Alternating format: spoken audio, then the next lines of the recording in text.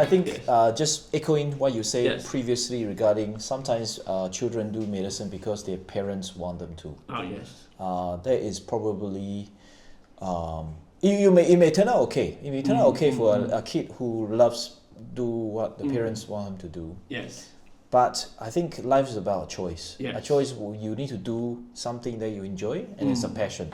Yeah. And when I find there are a lot of people, younger kids, when they do the things that their parents want them to do, they end up getting disillusioned. Yes. And I have colleagues or classmates who almost want to give up medicine in that scenario where their parents want them to be doctor.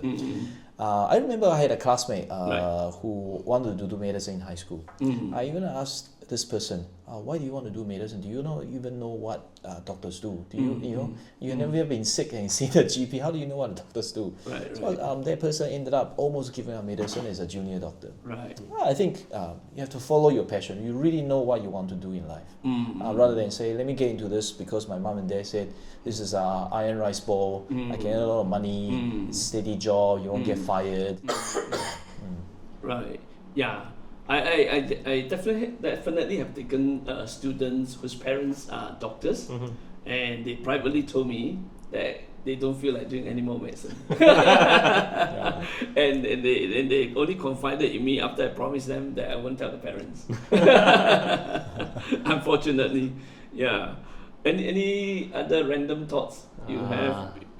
I mean, I totally agree with what John is saying. Like, I feel that parents always want to tell their kids to buy last week's 4D numbers, right? But there's never a winning lottery ticket that you can just get for sure. Yeah, because the future is always uncertain, and I think students these days, they actually know better what is in store for them in the future. And sometimes parents want the kids to do their profession that they could not do. Oh yes, fulfilling their own dreams. To fulfill their own dreams. Yes, that's the worst. That's why, Yes. because the kids are never the same as their parents. I've met several of them that way also. Yeah. That's right. Okay, so we go into what we call red flags, right?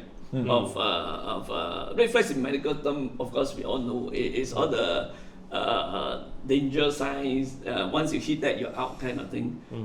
So in medical school application or interview, what are some red flags that any pre-med applicants must be aware of?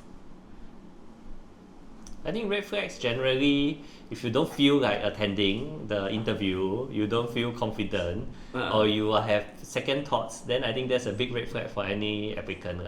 If you really feel that you're not ready for it, you don't want it, then every year there are a number of candidates who actually email the school and just drop out of the process.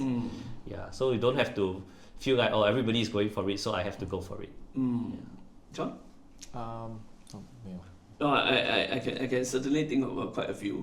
Yeah, I think any evidence to show that you're dishonest, I think that's a definite red flag. Yeah. Basically, if you have not done, let's say, a certain volunteer work and you claim that you have done it, or you come up with some new CCA in school and claim to be the chairman and founder, and then which never happened. That was also lying. Yes. Yeah. So integrity is very important for the profession, right?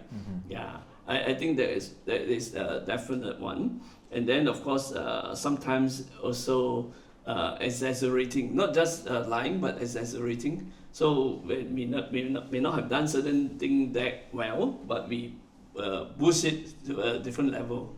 That kind of thing is also integrity, right? Isn't it? Yeah.